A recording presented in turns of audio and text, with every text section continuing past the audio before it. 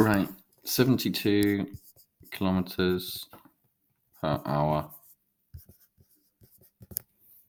72 kilometers in 1 hour. Maybe it's slightly better to think about it like that. A kilometer is 1,000 meters.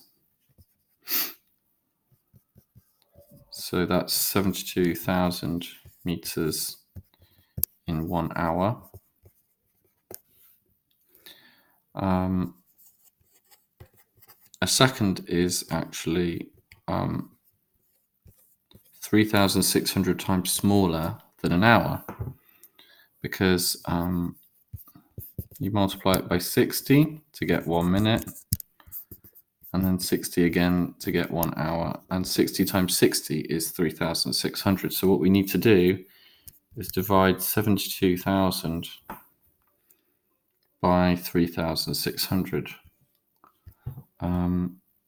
which is a little bit tricky, I suppose. I could do it in stages. I can divide both of these by 10 twice.